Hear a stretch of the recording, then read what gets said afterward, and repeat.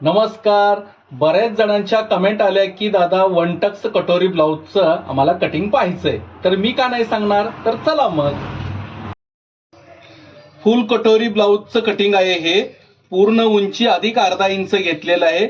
Shoulder जेवढं मापाचं shoulder असेल तेवढं शोल्डर घेतलेलं आहे आणि इथून अलीकडे 2.5 ते 2.25 इंचाच्या आतमध्ये हे गळ्याची रुंदी आहे, पण मी 2.25 इंच घेतलेलं आहे. आणि मुंडा हा 5.5 ते 5.6 मापाप्रमाणे आपण घ्यायचं. आणि छातीचा चौथा भाग आणि मार्जिन 1.25 इंच, कमरेचा चौथा भाग अधिक 2.5 इंच, हे मार्जिन 1.25 इंच राहील. 1 इंच पाठीमागचा डास मारण्यासाठी राहील. हे दोन्ही भागाचं माप घेतलेलं आहे. आता हा मी फर्मा काढलेला आहे तर पुढच्या भागाचा आहे. तर पुढच्या भागासाठी आहे ना, आपण शोल्डर पासून खाली 9.5 ते 10.15 इंचावरती मार्किंग केले. ते टक्सचं मार्किंग आहे, हे सरळ रेषेत झालं. ह्याच्या खाली 1.5 ते 2.25 इंच खाली घेतल्यावर हा योग पीस तयार होईल. त्याच्या पुढे योग पीसच्या पुढे 3.25 इंचाचं इथे रेष मारलेली आहे मी, परंतु ह्याच्या वरतून इथे 1 इंचाचा मार्किंग केलेलं आहे. ते असा हा 3.25 इंचाचा इथपर्यंत आला. हा योग पीस झाला. हा कटोरीचा. तर कटोरीचा सेप मापाप्रमाणे मी ठेवलेला आहे. आता हे माप आहे, मापाप्रमाणे मी जेवढं आहे कटोरीचं तेवढं ठेवलेलं आहे. आणि इथे अर्धा इंच 1.25 इंच मार्जिन ठेवलेलं आहे, जेणे की कटोरी जोडण्यासाठी. आणि हा सेप जसा आपल्याला त्या कटोरीचं मापाचं आहे त्याप्रमाणे मी घेतलेलं आहे. बऱ्याच जणांचा प्रश्न पडतो की इथला गॅप किती असावा. असं काही नाहीये, आपण आपल्या पद्धतीने जो सेप आहे तो आपण घेऊ शकतो. आता हा पुढचा भागाचा मी फर्मा तयार केलेला आहे. तर ह्याच्यावरनं मी आता पाठीमागचा भाग काढणार आहे. फक्त मी इथे मार्किंग करणार आहे. आता मी पाठीमागचा भाग काढतोय पुढच्या भागावरनं. जसा पाठीमागचा गळा आहे तेवढाच घेतला, फक्त मुंड्याचा आकार हा बाहेरून घेणार आहे मी. कारण काय आहे, आपण पुढचा फर्मा पुढच्या भागाच्या खड्ड्यानुसार काढलेला आहे. तर हा बघा पाठीमागचा भागाचा मी तयार केलेला आहे. आता आपल्याला बाही काढायची आहे कटिंग मध्ये. तर बाहीचं माप बघायचं मुंड्याचं. तो मुंडा किती असायला आहे, जेवढा मापाचा आहे तेवढा मुंडा. आता मला इथे 8 इंच येतोय. तर बघा इथून ह्या टोकापासून ते इथपर्यंत चेक करायचं. असा मुंडा घ्यायची गरज नाहीये किंवा असं घ्यायची गरज नाही. जिथे बाही जॉईंट होते तिथं मुंड्याचं माप घेतलं जातं. ही माझी पद्धत आहे. या बघा इथं घेतलं, ह्याच्यामध्ये फक्त 1.5 इंच वाढवायचं. मग 1.5 इंच वाढवण्याच्या हिशोबाने मी ही अशी ही घडी टाकलेली आहे. 2 भाग ह्याच्यावर ठेवलेले आहेत जे मुंड्याच्या हिशोबाने. म्हणजे मुंडा जेवढा आहे त्याच्यामध्ये मी 1.5 इंच वाढवलेलं आहे. मग त्यानंतर ना बघा सरळ एक रेष मारायची. आणि अस्तरचा असल्यामुळे थोडं 1.25 इंच दोराबर पलटी करायला किंवा दुमडायला लागेल. त्यानंतर ना जेवढं बाहीचं माप आहे, हे बघा जेवढं बाहीचं माप आहे तेवढं ह्या टोकाला धरायचं आणि बघायचं. तर मला हे 7.5 इंच बाही येते, तर मी 7.5 इंच बाही ठेवणार इथे. आणि ह्याच्या पुढे शिवण मार्जिन 1.5 इंच दोराबर घेणार. म्हणजे बघा एवढं 7.8 इंच दोरा आलेला आहे. तेवढंच इथं धरायचं, हे सोडून द्यायचं. इथे धरून असाच सरळ जेवढं मार्जिन इथे आहे तिथेच एवढं येऊ द्यायचं. मग त्यानंतरनी इथून वरतून ते इथे 3.5 इंचावरती मार्किंग करायचं. 3.5 इंचावर सगळ्यांना तसंच करायचं.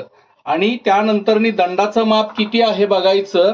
जेवढं दंडाचं माप असेल तेवढं आपण बघून घ्यायचं.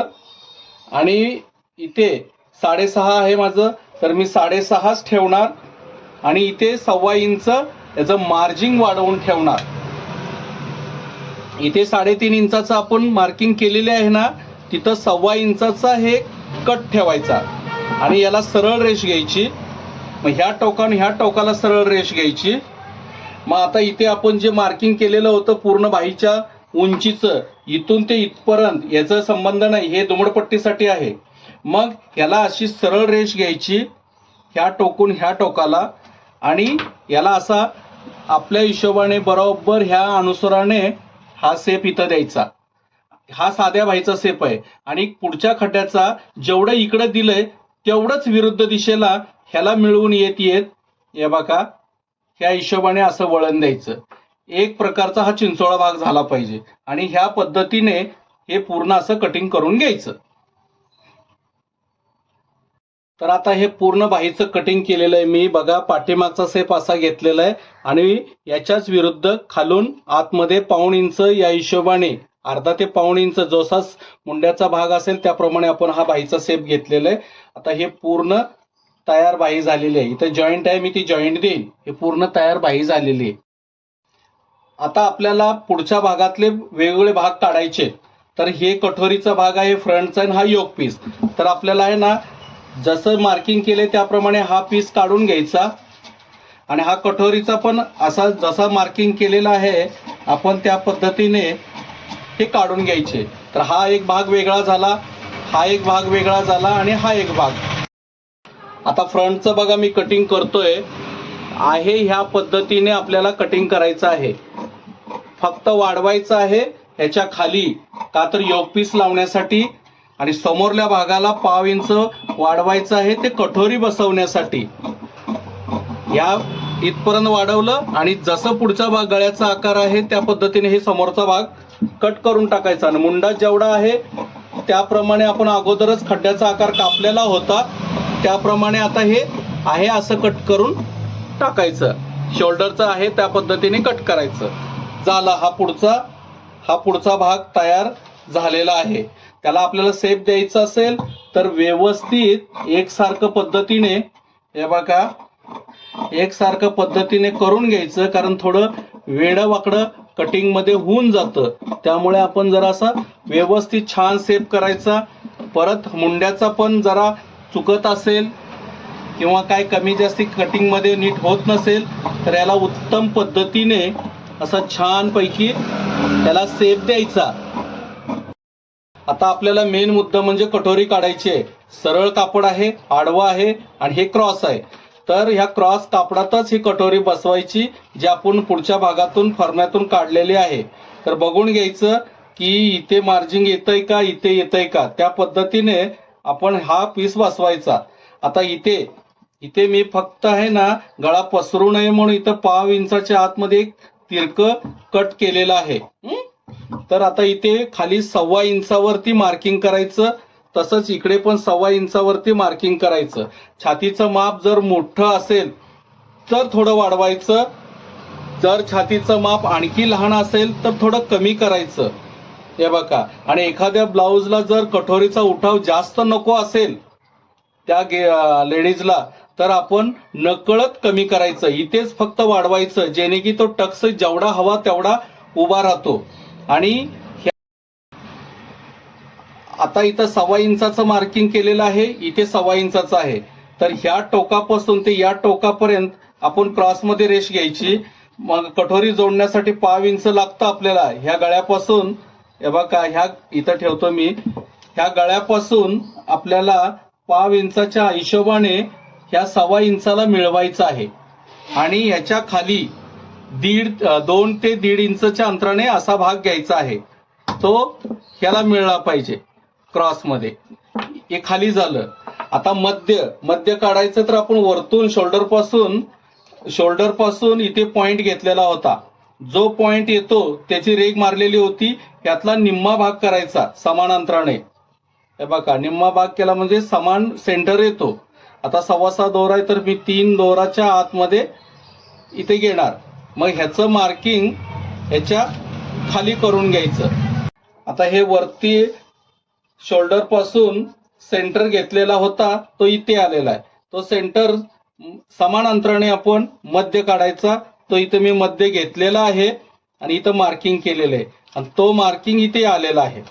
तर आता गळ्याच्या हिशोबाने आपण आहे या पद्धतीने गळ्याचा भाग आपण काढून घ्यायचा बरोबर. आणि ह्याच दिशेने घासून ह्याला असं इथपर्यंत घ्यायचं आणि हे इथपर्यंत झालं. मग इकडे 1/2 इंच हिशोबाने कटोरीला जोडण्यासाठी तो निमुळता शेप घेत इथं जायचं आणि मग हे ह्या पद्धतीने इथे काढून टाकायचं. हा भाग झाला बघा कटोरीचा. पण असा एवढाच नाही तर याला छान पद्धतीने वळणदार घ्यायचं. एकसारखं त्याला मिळवत इथेपर्यंत यायचं. इथं कमी करायचं नाही. तसंच ह्यालाही इथं एकसारखं मिळवत यायचं, पण इथं कमी करायचं नाही. आणि गळ्याचा शेप जर आपल्याकडनं व्यवस्थित झालेला नसेल तर गळ्याचा शेप पण व्यवस्थित करून घ्यायचा. आता बघा हे कटोरीचा भाग तयार एवढा झालेला. आता हे असा पीस कापलेला आहे आपण मार्किंग प्रमाणे, त्याला एकत्र असं समोरासमोर याला जोडायचं. जोडल्यानंतर इथं ऑटोमॅटिक इथं टक्स येईल. हे बघा टक्स आपण मार्किंग केलेला मध्ये आलेला आहे. मग तो असा घ्यायचा आणि बरोबर ह्या हिशोबाने जिथं 1.25 इंचाचं आपण मार्किंग केलं होतं ते 1.25 इंचाच्याच हिशोबाने इथे हा पोर्शन घ्यायचा. हा 1.25 इंचाचा आलं या हिशोबाने इकडे घ्यायचा आणि मग हा भाग उचलायचा, असा आतमध्ये हात लावून हे असा खाली ठेवायचा आणि हे वरच्यावर धरायचं. जिथे आपण ह्या टोकापासून ह्या टोकाला मार्किंग केलेली होती टक्सची, त्याला व्यवस्थित खालचा भाग असा कट करून टाकायचा आणि तो व्यवस्थित कटोरीचा भाग तयार होईल. मग इथं टक्ससाठी मार्किंग करायची. मग बघा तुम्ही हा कटोरीचा भाग व्यवस्थित रुबाबदार असेल. आता आपल्याला योक पीस काढायचा आहे शेवटचा भाग. तर आपण 2.5 इंच मार्किंग केलं होतं कमरेच्या इथे, तर ह्याच्यातलं पाठीमागचा डाच मारण्यासाठी मागचा भागाचं ते कट झालं, तर तेवढाच आपण भाग इथं कट करून टाकायचा आणि जेवढा योक पीस येतोय तेवढाच ठेवायचा असा आडव्यामध्ये आणि याला वरतून 1.5 इंच मार्जिन घ्यायचं. ते जोडण्यासाठी खालतून 1.5 इंच मार्जिन घ्यायचं, ते खालची कंबर पट्टी लावण्यासाठी. मग हा आहे असं या हिशोबाने कट करून समोरल्या भागाने हा योक पीस तयार होतो. पण असा कापल्यानंतर असंच न ठेवता त्याला जरा वळणदार योक पीस करायचं, ते आपली कला आहे. आपण असंच नुसतं अर्धवट करून जमणार नाही, तर त्याला शेप देणं ही आपली कला आहे. कारण कसं आहे, योक पीस असं वळणदार असला म्हणजे छातीचा भाग एवढ्यात बसतो, तेव्हा हे व्यवस्थित होतं. तर हा योक पीस तयार झालेला आहे. आता हे कटोरीचा पीस ठेवला, योक पीसचा ठेवलेला आहे बरोबर मापात.